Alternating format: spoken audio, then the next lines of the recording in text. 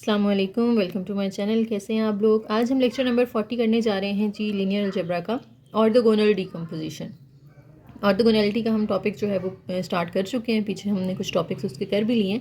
आज हम देखने जा रहे हैं कि इसको डीकम्पोज कैसे कर सकते हैं। यानी एक ऑर्थोगोनल अगर आपको बेसिस दी गई है तो आप उसको दो पार्ट्स के अंदर किस तरह से, या दो से ज़्यादा पार्ट्स के अंदर किस तरह से डिवाइड कर सकते हैं, उसको डीकम्पोज कैसे कर सकते हैं। ठीक है जी। सबसे पहले है ऑर्थोगोनल प्रोजेक्शन। ऑर्थोगोनल प्रोजेक्शन हम पीछे पढ़ के आए हैं, हम किसको कहते हैं, वाई हैट को बोलते हैं ना। हमने पढ़ा था वाई माइनस वाई हैट जो होता है वो जी के इक्वल होता है। तो यहाँ पे जो वाई हैट है ये हमारा इस वाई का ऑर्थोगोनल प्रोजेक्शन होता है। अब इस वाई हैट के बारे में 2 पॉइंट्स उन्होंने बताया कि अगर ये डब्ल्यू के अंदर लाई करता है तो it is a unique vector in W for which y minus y hat is orthogonal to W. Orthogonal का मतलब क्या होता है, परपेंडिकुलर ना, कि दो वेक्टर्स अगर ऑर्थोगोनल है तो मतलब वो परपेंडिकुलर है, यानी उनका अगर आप इनर प्रोडक्ट लेंगे, डॉट प्रोडक्ट लेंगे तो वो जीरो आएगा। फॉर एग्जांपल डब्ल्यू के अंदर आपके पास दो वेक्टर्स हैं u1 और u2। ठीक है, तो ये जो y हैट है ना ये भी तो डब्ल्यू के अंदर है। तो आप जब y माइनस वाई हैट निकालें तो ये जो हमारा आंसर हो ये ऑर्थोगोनल हो इस w के सारे वेक्टर्स के साथ। यानी इसका अगर हम डॉट लें u1 के साथ तो वो भी ज़ीरो आए, और y माइनस वाई हैट का अगर हम डॉट लें u2 के साथ तो वो भी ज़ीरो आना चाहिए। इट मीन्स कि अब ये जो y माइनस वाई हैट है ये ऑर्थोगोनल है w के। ठीक है, दूसरा पॉइंट है कि y hat is the unique vector in w closest to y। यानी जो y का अगर आप क्लोजेस्ट वेक्टर फाइंड करना हो ना, एक ये w है, इसके अंदर लेट्स से आपके पास जो है वो y भी है, y हैट भी है कहीं, तो y का जो क्लोजेस्ट वेक्टर होगा ना वो y हैट होगा।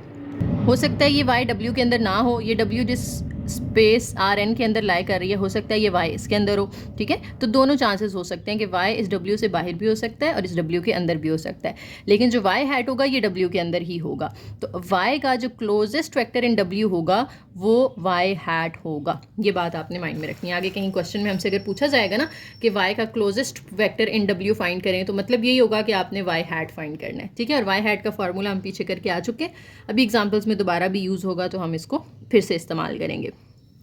अब आते हैं जी डीकम्पोजिशन वाले टॉपिक की तरफ, कि अगर आपके पास लीनियर कॉम्बिनेशन लिखा हुआ है कुछ वेक्टर्स का तो आप उसे दो पार्ट्स के अंदर डिवाइड कर सकते हो, z1 और z2। जैसे अगर आपके पास c1u1 plus c2u2 plus c3u3, ये एक लीनियर कॉम्बिनेशन ऑफ 3 वेक्टर्स, आप चाहें तो इसको दो पार्ट्स में डिवाइड कर सकते हैं। ये आप तो अलग कर लें, ये वाला अलग कर लें, तो ये जो पहला पोर्शन होगा ना ये z1 कहलाएगा, दूसरा वाला z2, और दरमियान में इनके क्योंकि प्लस आ रहा है तो हम लिखेंगे z1 प्लस z2, ये इक्वल हो जाएगा y के। ठीक है, तो y को हम इस तरह से डीकम्पोज कर सकते हैं इनटू 2 वेक्टर्स। सबसे पहली एग्जांपल है कि u1 u2 u3 u4 और u5 तक एक आपको ऑर्थोगोनल बेसिस दी गई है जो कि आर पार 5 के अंदर लाई करती है, ऑब्वियसली क्योंकि इसके अंदर 5 वेक्टर्स हैं। इनका एक लीनियर कॉम्बिनेशन है। कहते हैं कि w एक सबस्पेस है जो दो वेक्टर्स पे मुश्तमिल है, u1 और u2। y को आपने as a sum of 2 vectors z1 और z2 लिखना है। अच्छा, हमने अभी पढ़ा था कि z1 जो है वो पहला पोर्शन हो जाता है और उसके अलावा बाकी जितने होंगे वो सारे हम z2 का नाम दे देते हैं। तो हमारे पास ये जो लीनियर कॉम्बिनेशन है इसको ज़रा मैं सामने लिख लेती हूँ, c1u1 plus c2u2 plus c3u3 plus c4u4 c5u5। 5 vectors है ना, तो ये 5 हमने इस तरह से एक लीनियर कॉम्बिनेशन बना लिया। अब जो w है वो उसमें कितने वेक्टर्स आ रहे हैं, उसके स्पैन सेट में 2 वेक्टर्स हैं u1 u2, तो आपने u1 और u2 का पहला पोर्शन बना लेना है, इसको z1 का नाम दे दें। ठीक है, तो बाकी जो रिमेनिंग होंगे ये सारे के सारे क्या बन जाएंगे, z2 बन जाएंगे। तो हम कहेंगे कि जो z1 है अब ये किसके इक्वल आ गया, c1u1 प्लस c2u2। इसी तरह से z2 जो होगा वो इन तीनों के इक्वल आ जाएगा, c3u3 c4u4 और c5v5। हम चाहें तो ये चीज़ प्रूव कर सकते हैं कि जो z2 है ये इस स्पैन सेट में जितने भी वेक्टर्स हैं सबके परपेंडिकुलर है। यानी z2 को अगर आप देखें ना, इसका जो स्पैन सेट है z1 का वो क्या बन रहा है, u1 u2 बन रहा है। तो z2 का अगर आप डॉट प्रोडक्ट लेते हैं u1 के साथ या z2 का डॉट प्रोडक्ट लेते हैं u2 के साथ, दोनों सूरतों में आंसर क्या आना चाहिए, 0 आना चाहिए। तो एक मैं आपको लेकर दिखा देती हूँ, दूसरा फिर आप कर लीजिएगा। z2 और u1 का डॉट प्रोडक्ट ले लेते हैं। z2 की वैल्यू पुट करेंगे, z2 क्या है हमारे पास, c3u3 plus c4u4 plus c5u5। इसका डॉट लेना है u1 के साथ, तो अब ये u1 बारी बारी सबके साथ अलग हो जाएगा ना, c3u3 के साथ डॉट u1 अलग हो जाएगा, c4u4 के साथ डॉट u1 अलग हो जाएगा, C5U5 के साथ डॉट U1 अलग हो जाएगा। अब आपको पता है कि अगर ये ऑर्थोगोनल बेसिस है तो ऑर्थोगोनल के अंदर हम एक वेक्टर का अगर दूसरे के साथ डॉट लेते हैं तो वो ज़ीरो आना चाहिए ना। U1 का U2 से डॉट लें, U1 का U3 से लें, U1 का U4 से लें, कोई भी दो वेक्टर्स उठा के आपस में उनका आप इनर प्रोडक्ट फाइंड करें तो वो ज़ीरो आना चाहिए, क्योंकि ये ऑर्थोगोनल बेसिस है। तो ये जो U3 और U1 का जब डॉट लेंगे तो ये ज़ीरो हो जाएगा ना। ज़ीरो को जब आप C3 से मल्टीप्लाई करोगे तो ये पूरा ज़ीरो हो गया। इसी तरह से इन दोनों का डॉट जब ज़ीरो आएगा तो इसको पूरे को ज़ीरो कर देगा, इन दोनों का डॉट ज़ीरो आएगा तो ये पूरा भी ज़ीरो, तो तीनों ज़ीरो जब ऐड होंगे तो फाइनल आंसर भी ज़ीरो ही आएगा। तो हमने प्रूव किया कि Z2 और U1 का जो डॉट प्रोडक्ट है वो ज़ीरो आ रहा है। इसी तरह से जो Z2 और U2 का अगर आप लेंगे उसमें भी यही आंसर आएगा, ज़ीरो आएगा। ठीक है, तो ये हमने चीज़ प्रूव कर दी कि अगर Z1 W के अंदर है तो जो Z2 है वो उसके परपेंडिकुलर कॉम्प्लीमेंट के अंदर होगा। इसको हम परपेंडिकुलर कॉम्प्लीमेंट कहते थे ना, W के ऊपर ये जो परपेंडिकुलर का साइन है, तो परपेंडिकुलर कॉम्प्लीमेंट में होने का यही मतलब है कि अगर आप W और W का जो परपेंडिकुलर कॉम्प्लीमेंट है दोनों में आप वेक्टर्स का एक दूसरे के साथ डॉट लें तो वो ज़ीरो आना चाहिए। नेक्स्ट ऑर्थोगोनल डीकम्पोजिशन थ्योरम आ गया। इसमें वही बात जो मैंने आपको बताई है पीछे, Z हमने पढ़ा हुआ था कि y माइनस वाई हैट के इक्वल होता है। तो अगर आप यहाँ से y की वैल्यू निकालना चाहते हैं, y हैट को उठा के इधर ले आए Z के साथ तो वो प्लस हो जाएगा ना, G प्लस वाई हैट या वाई हैट प्लस C। तो ये y फाइंड करने का फॉर्मूला है। और इसमें जो y हैट है वो किससे बिलोंग करता है, सबस्पेस W से, और जो Z होगा ये उसके परपेंडिकुलर कॉम्प्लीमेंट या ऑर्थोगोनल कॉम्प्लीमेंट W के ऑर्थोगोनल कॉम्प्लीमेंट से बिलोंग करता है। बात यही होगी ना कि y को आपने देखें, इसको आप Z1 कंसिडर कर लें, इसको Z2 कंसिडर कर लें, तो बेसिकली आपने y को दो हिस्सों में डिवाइड कर दिया, Z1 Z2।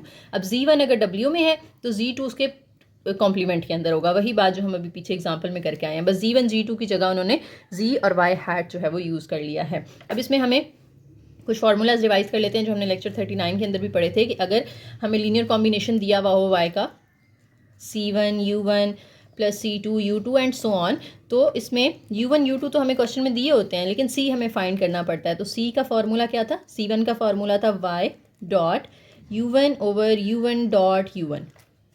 इसी तरह से अगर C2 निकालना है तो वो होता था y dot U2 over U2 dot U2 and so on. अगर यहाँ C3 है तो यहाँ तीनों U3 हो जाएंगे। जितने आपको C फाइंड करने हैं उतने वेक्टर्स भी साथ में दिए होते हैं। अब हम इसके आगे प्रूफ है, प्रूफ तो स्किप कर देते हैं हम, आप लोग खुद देख लीजिएगा। डायरेक्ट एग्जांपल पे चलते हैं हम। फर्स्ट एग्जांपल है इस टॉपिक से रिलेटेड, कहते हैं U1 U2 और y गिवन है। Observe that U1 U2 is an orthogonal basis for W जिसका स्पैन सेट U1 U2 है। Write y as the sum of a vector in W and a vector orthogonal to W। यानी इसको y को आपने दो parts में divide कर लेना। अब चाहे उसको आप Z1 Z2 का नाम दे दें या Z और y हैट का नाम दे दें। तो हम y हैट वाली फॉर्म लेकर चलेंगे क्योंकि हमने पिछले लेक्चर में भी यही की है। ठीक है, तो ये होती थी हमारे पास y is equal to Y hat plus G. तो y को हमने इस तरह लिखना है। तो बेसिकली दो चीज़ें निकालनी है, एक y हैट निकालना है, दूसरा z निकालना है। दोनों को प्लस करेंगे तो y वापस आना चाहिए। तो चलिए जी, पहले हम y हैट निकाल लेते हैं। तो y हैट का फॉर्मूला हमने अभी पीछे रिवाइज किया है, linear combination of the vectors. यहाँ पे दो वेक्टर्स हैं तो लीनियर कॉम्बिनेशन में भी दो वेक्टर्स आएंगे, C1 U1 plus C2 U2। अब C1 का मुझे नहीं पता ऊपर क्योंकि दिया हुआ नहीं है, तो C1 मुझे पहले निकालना पड़ेगा। वो हम पहले निकाल लेते हैं रफ में, फिर यहाँ पुट कर लेते हैं। तो C1 का फॉर्मूला बनेगा जनाब y dot U1 over U1 dot U1। तो y पुट करेंगे, यहाँ पे y हमें दिया हुआ है 1 2 3 डॉट U1 दिया हुआ है 2 5 -1 और ओवर के नीचे U1 और U1 लिखा 2 5 -1 डॉट लगा के फिर U1 लिखते हैं 2 5 -1। अब इसको ज़रा सिंप्लीफाई कर लेते हैं। डॉट में क्या होता था, पहला पहले से मल्टीप्लाई होगा, 2 1s are 2 plus 2 5s are 10 और तीसरा तीसरे से 3 1s are -3। फिर इसी तरह से नीचे वाले 2 2s are यहाँ पे 4 आ जाएगा, प्लस 5 5s are 25, -1 से होगा तो ये +1 हो जाएगा। 2 + 10 12 -3 करेंगे 9 आ गया, ये 29 + 1 30 हो जाएगा। तो C1 की वैल्यू मुझे मिल गई है 9 ओवर 30। साथ में U1 की वैल्यू, U1 है जी 2 5 -1 प्लस, फिर अब C2 की वैल्यू निकालनी है। तो C2 का फॉर्मूला लिख लेते हैं हम। C2 जो होगा वो इक्वल होगा y dot U2 over U2 dot U2। इधर लिख लेते हैं y की वैल्यू 1 2 3 डॉट U2 की वैल्यू, U2 है -2 1 1 और ओवर के नीचे भी U2 -2 1 1 डॉट फिर U2 -2 1 1। अब इसको सिंप्लीफाई कर लें, ये इसके सामने लिख लेते हैं, 1 2 ज़ार -2 हो जाएगा, 2 1 ज़ार 2 हो जाएगा, 3 1 ज़ार 3, और ओवर के नीचे -2 से ये +4 बन जाएगा, 1 1 ज़ार 1 एंड 1 1 ज़ार 1। ये तो कैंसिल होके ऊपर रह गया 3, नीचे 4 5 और 6, 3/6। ये देखिए मैंने C2 की जगह पे 3/6 लिख दिया। अब साथ में U2 की वैल्यू आ जाएगी जो कि हमें दी हुई है -2 1 1। अब इनको आप अंदर मल्टीप्लाई, कटिंग हो रही है, वैसे तो कटिंग कर लेते हैं पहले इनकी आपस में। हम 3 के टेबल पे जा रहा है, 3 3 ज़ार 9, 3 10 ज़ार 30, तो अब 3/10 रह गया, साथ में 2 5 -1, इनकी भी कटिंग हो रही है तो ये 1/2 हो जाएगा, अंदर -2 1 1। अब इनको अंदर मल्टीप्लाई कर दें, 3/10 को अंदर मल्टीप्लाई करेंगे 2 के साथ तो 2 और 10 की कटिंग होके नीचे 5 रह जाएगा, इसको करेंगे तो ये 3/2 आ जाएगा, -1 से मल्टीप्लाई करेंगे तो -3/10 प्लस। अब आपने 1/2 को अंदर मल्टीप्लाई करना है, 2 2 से कट हो जाएगा तो ये -1 रह जाएगा, ये 1/2 एंड 1/2। अब ये दोनों आपस में ऐड हो रहे हैं तो हम पहला आपस में प्लस कर लेंगे, 3/5 -1, फिर 3/2 प्लस 1/2, फिर -3/10 प्लस 1/2। अब इनको आप चाहें तो फ्रैक्शन वाले कैलकुलेटर पे डाल के आंसर निकाल लें, चाहे तो आप एलसीएम वगैरह ले सकते हैं। इनका एलसीएम हो जाएगा 3 - 5 करेंगे तो ये -2 आ जाएगा और नीचे 5 ही रहेगा। फिर यहाँ पे 3 + 1 4/2 बनेगा, 4/2 की कटिंग होके ये सिर्फ 2 रह जाएगा। इनका एलसीएम लेंगे तो ये आएगा जनाब ऊपर 1 रह जाएगा और नीचे 5। वैसे तो ये 2/10 आता है लेकिन कटिंग करके 1/5 आ जाएगा। तो ये हमारे पास आ गया है वाई हैट। जब हमने वाई हैट फाइंड कर लिया है, अब हमें दूसरा चाहिए जी। तो जी का फॉर्मूला हमने पढ़ा हुआ है, जी = वाई माइनस वाई हैट। तो यहाँ पे वाई भी हमारे पास है, वाई हैट भी है, दोनों को पुट करेंगे तो हमारे पास जी आ जाएगा। तो पहले हम वाई पुट कर देते हैं जो कि हमें क्वेश्चन में दिया हुआ था 1 2 3, माइनस वाई हैट पुट करते हैं जो हमें यहाँ दिया हुआ है -2/5 2 एंड 1/5।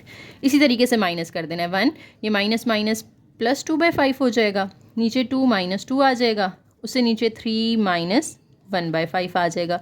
अब इनका भी एलसीएम वगैरह ले लें, 5 + 2 ये 7/5 आ गया, 2 - 2 0 और ये 5 3 15 - 1 14/5। चाहे तो ये 1/5 आप कॉमन निकाल लें, चाहे तो इसको एज इट इज़ रहने दें, कोई मसला नहीं है। तो ये हमने जी निकाल लिया। तो यही दो चीज़ें हमने फाइंड करनी थी ना, हमने y को as a sum of 2 vectors लिखना था। तो अब एंड पे उसको हम लिख भी देते हैं इधर कि y जो है वो = वाई हैट प्लस जी है।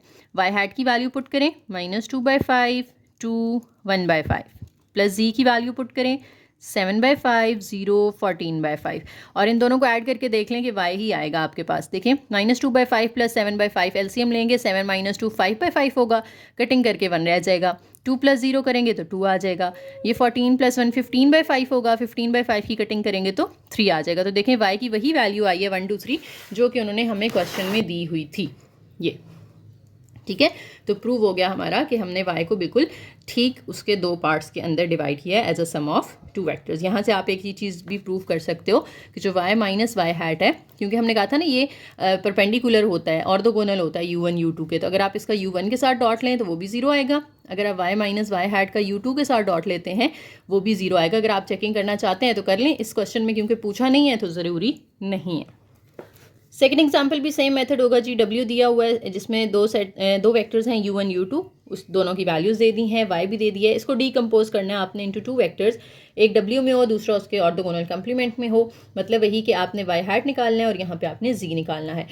Also verify that these 2 vectors are orthogonal, end पे प्रूव भी करना है कि ये दोनों जो हैं ये ऑर्थोगोनल हैं, यानी इन दोनों का फिर आपने डॉट लेना है y हैट और z का, या z डॉट y हैट कर लें, दोनों सूरतों में आंसर आपका 0 ही आना चाहिए। तो ये चीज़ हम एंड पे प्रूव करते हैं, पहले हम इन दोनों को फाइंड कर लेते हैं।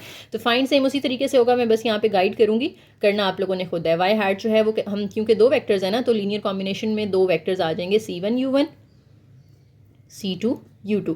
c1 का फॉर्मूला क्या बनेगा, c1 का फॉर्मूला होगा y dot u1 over u1 dot u1, ये आप लोगों ने खुद अब निकाल लेना है। c1 वो आएगा 9/7, साथ में u1 की वैल्यू पुट कर देनी है जो कि उन्होंने हमें क्वेश्चन के अंदर दी हुई है, प्लस c2 का फॉर्मूला क्या बनेगा y dot u2 over u2 dot u2। इसको भी आपने खुद कैलकुलेट कर लेना है सेम वैसे ही जैसे मैंने पिछली एग्जांपल में करवाया है।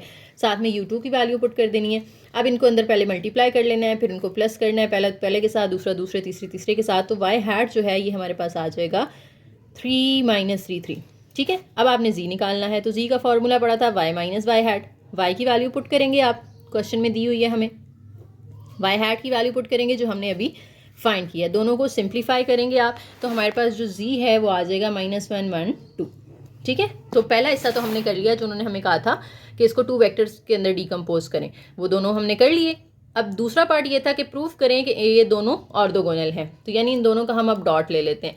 तो इधर ऊपर ही ले लेते हैं हम, वाई हैट का डॉट लेना है जी के साथ। तो वाई हैट का हमारा जो आंसर आया था वो लिख लेते हैं हम, डॉट लगा के जो जी का आंसर आया था वो लिख लिया। अब इनका आप डॉट ले लें, यानी इन दोनों को मल्टीप्लाई कर दें।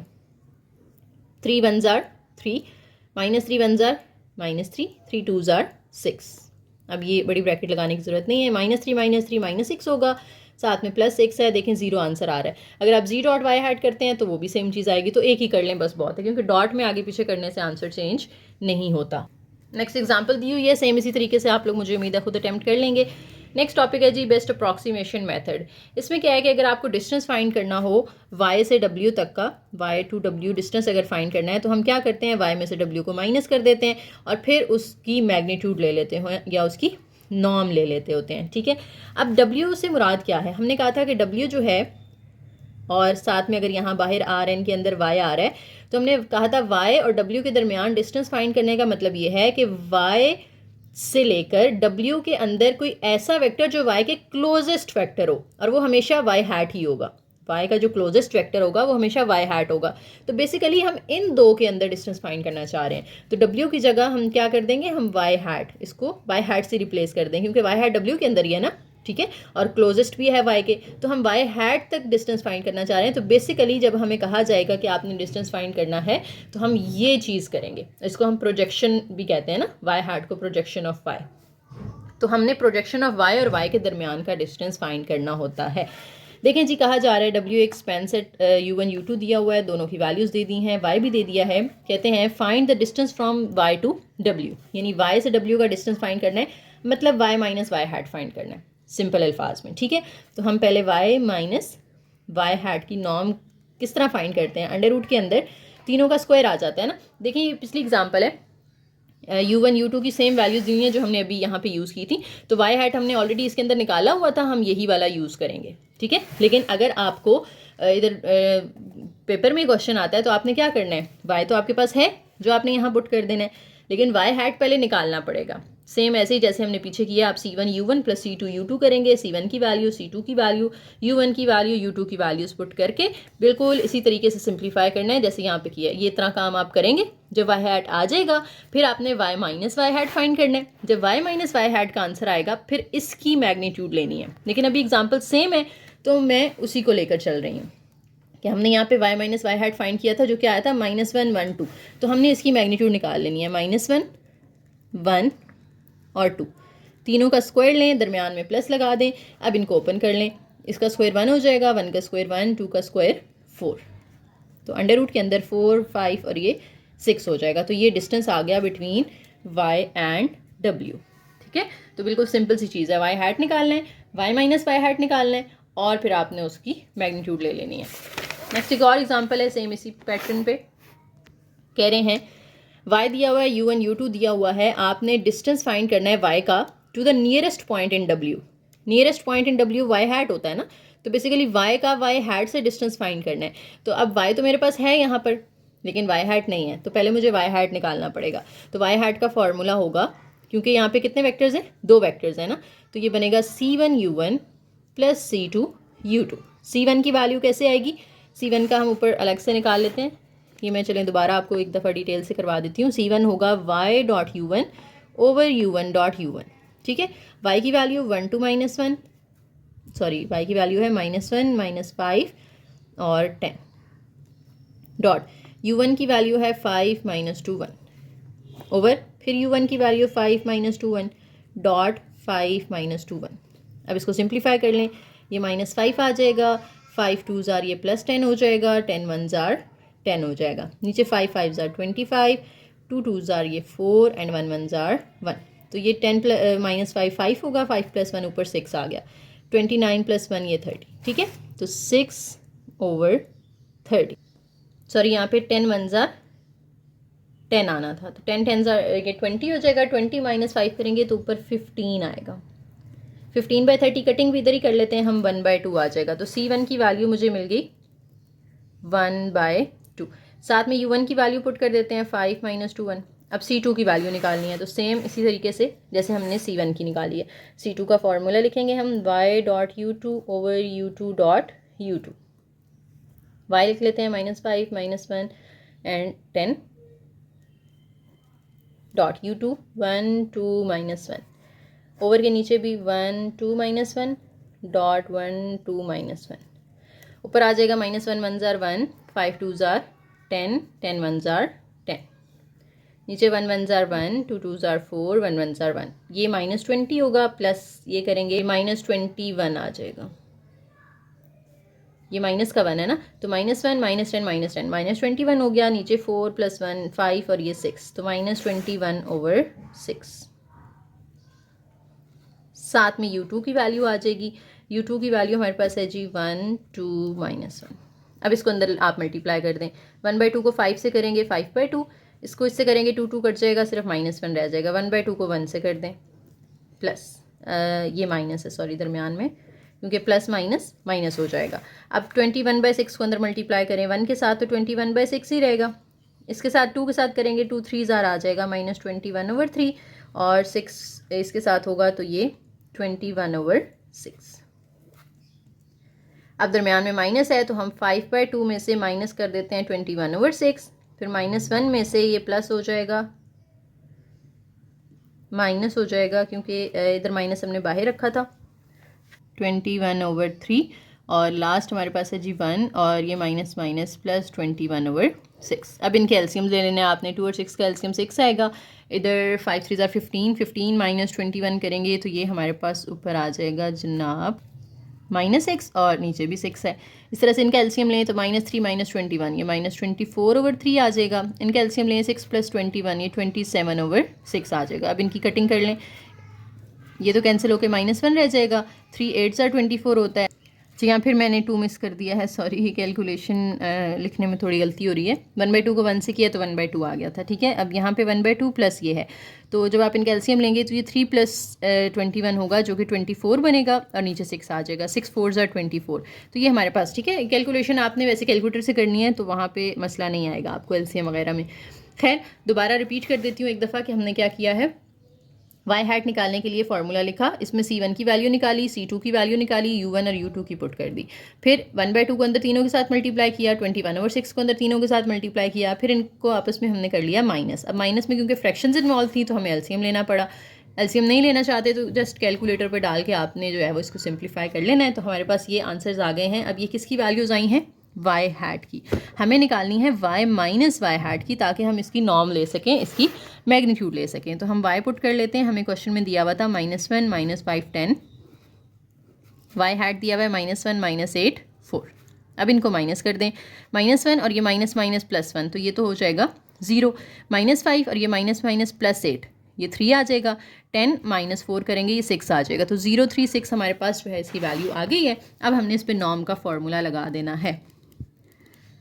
अंडर रूट के अंदर 0 का स्क्वायर प्लस 3 का स्क्वायर प्लस 6 का स्क्वायर, तो 0 + 3 3 ज़ार 9 6 6 ज़ार 36। तो इनको जब आप ऐड करेंगे तो ये अंडर रूट के अंदर 45 आ जाएगा। तो इसको आप 3√5 भी लिख सकते हैं, या फिर √45 ही रहने दें, ठीक है। तो इस तरीके से हमने क्या किया है, डिस्टेंस फाइंड किया है from y to the nearest point in w, जो कि y हैट था। अच्छा, यहाँ पे एक और थ्योरम है कि अगर आपके पास और नॉर्मल बेसिस है U1 से UP तक, तो प्रोजेक्शन ऑफ y निकालने का एक और फार्मूला है। MCQs के लिए बस आपने माइंड में रख लेना है कि y.u1 × U1 + y.u2 × U2 and so on. और इसमें जो U1 U2 U3 सारे होंगे ना, उनका एक वेक्टर बनेगा जिसको हम कैपिटल U से रिप्रेजेंट करते हैं। तो प्रोजेक्शन ऑफ y का फार्मूला बेसिकली होगा U × U ट्रांसपोज × y। ये y को u के साथ और फिर u ट्रांसपोज के साथ, तीनों को आपस में आपने ये देखें 3 है ना, तो ये असल में ये y है, एक u की वैल्यू है, एक उसके ट्रांसपोज की, तो ये तीनों आपस में मल्टीप्लाई होके आपको प्रोजेक्शन ऑफ y देते हैं, ठीक है। बस इसको MCQs के लिए माइंड में रख लें, वरना हम प्रोजेक्शन उसी मेथड से निकालेंगे जो हमने पीछे अभी 3 4 एग्जाम्पल्स में किया है।